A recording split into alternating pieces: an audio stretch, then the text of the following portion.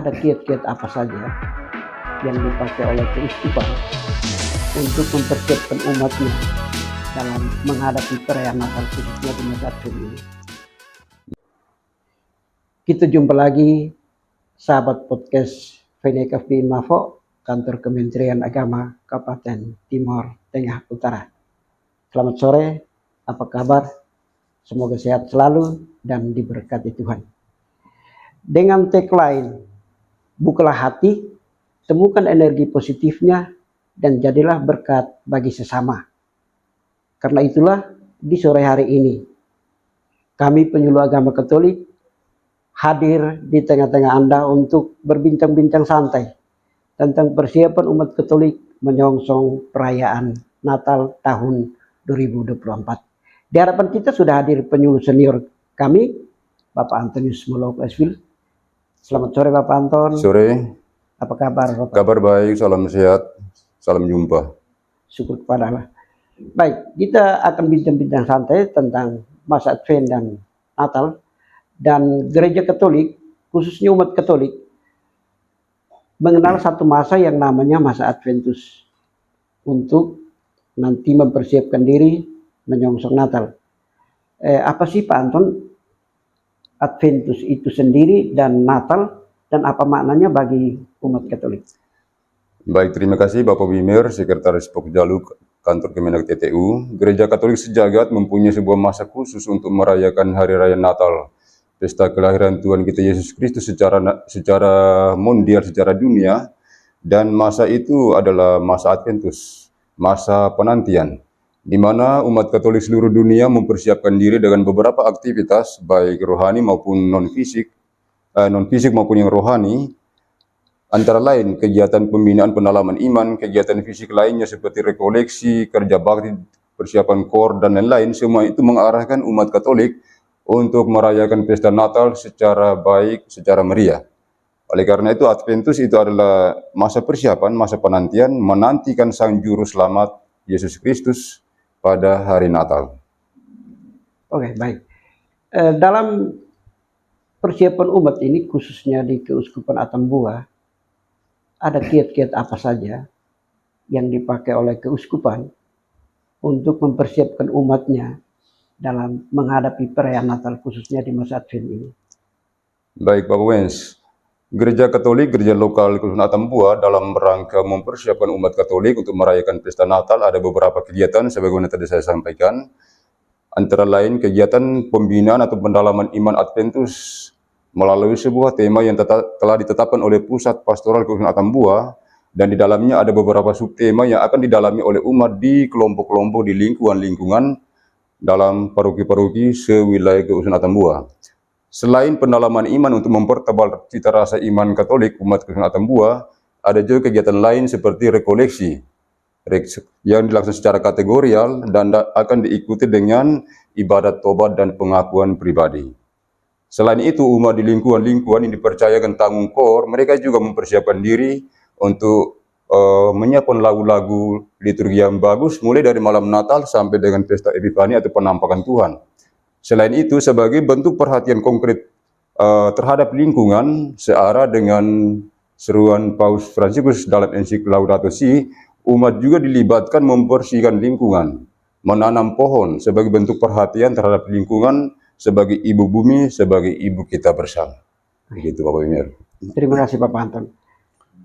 Dalam kaitan ini kita fokus pada pendalaman iman, karena pendalaman iman menjadi hal yang sangat penting untuk umat bisa mempersiapkan diri secara baik.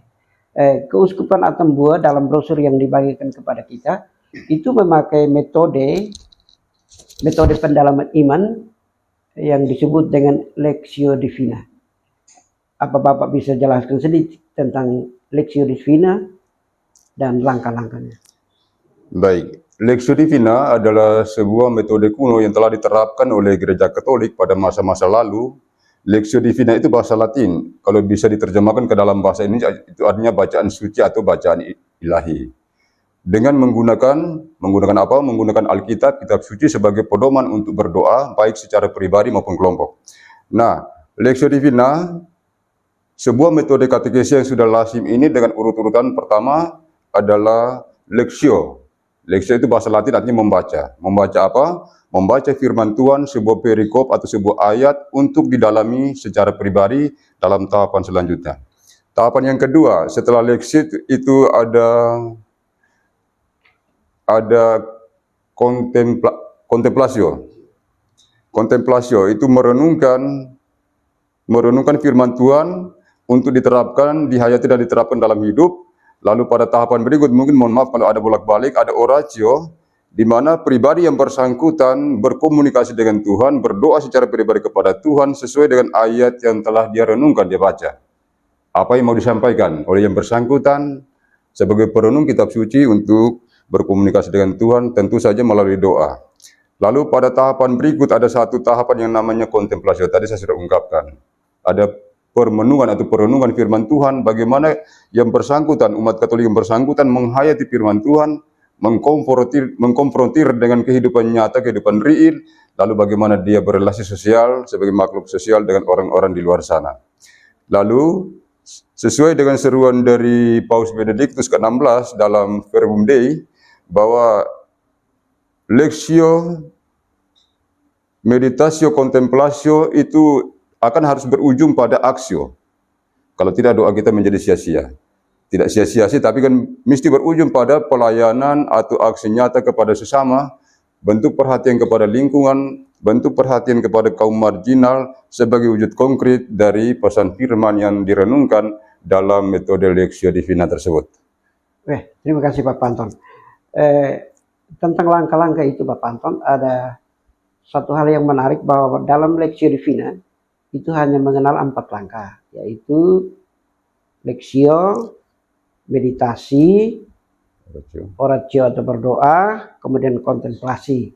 Tetapi dalam kenyataan pendalaman iman itu ada satu hal yang ditambahkan, yaitu aksi nyata.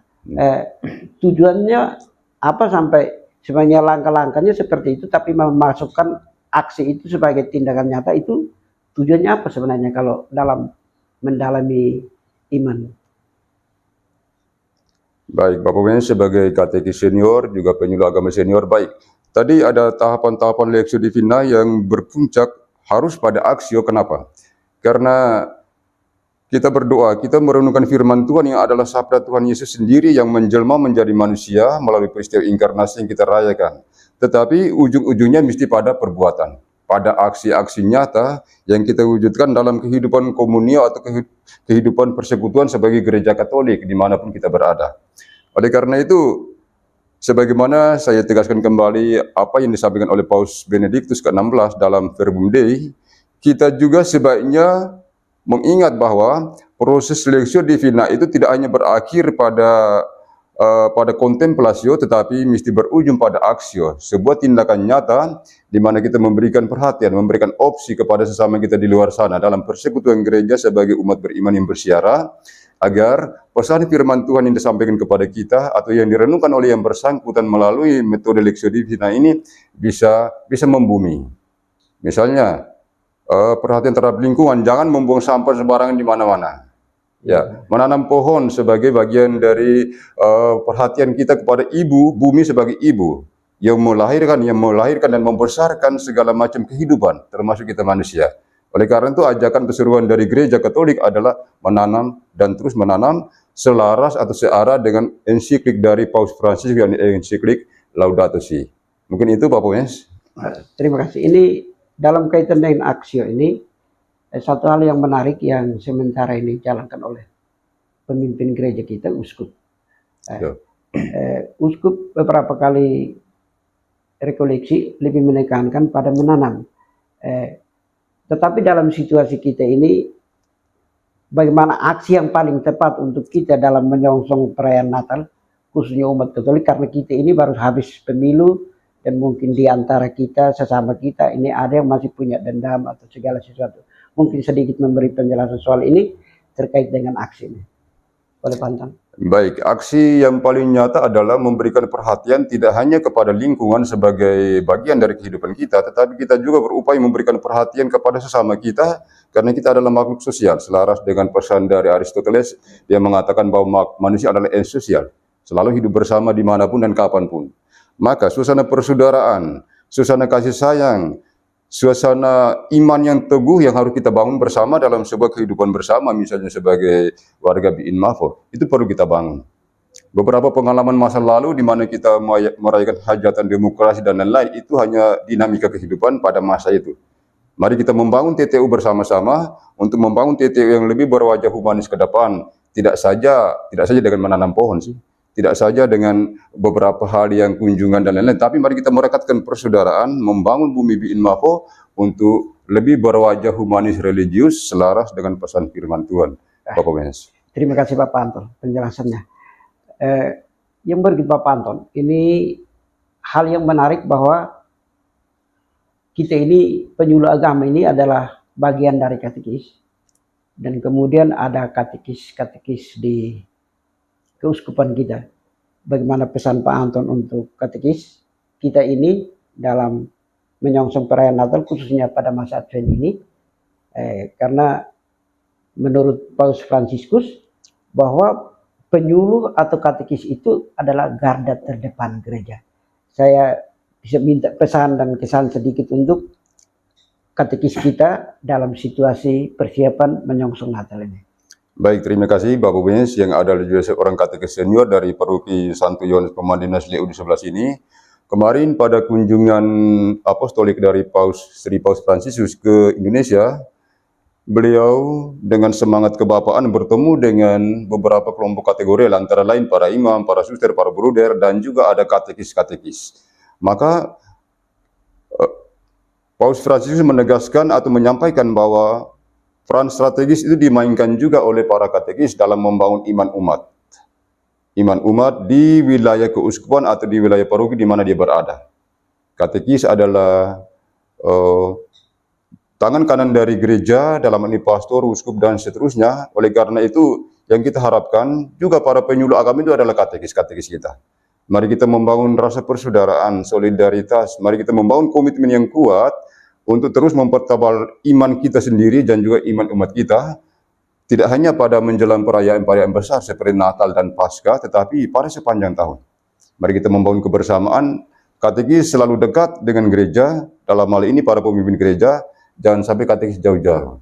Nanti katekis yang jauh-jauh itu dia hampir bukan katekis. Mari kita katekis yang benaran, membangun kerjasama dengan mitra kerja kita, apalagi katekis yang bekerja di Kementerian Agama, semisal Kabupaten TTU, untuk kita membangun soliditas dan komitmen yang kuat demi mempertebal cita rasa iman kita sendiri dan iman umat Katolik. Bapak Wens. Terima kasih Bapak Anton. Kita sudah ngobrol-ngobrol santai, kita sudah bicara banyak tentang persiapan umat menyongsong Natal ini.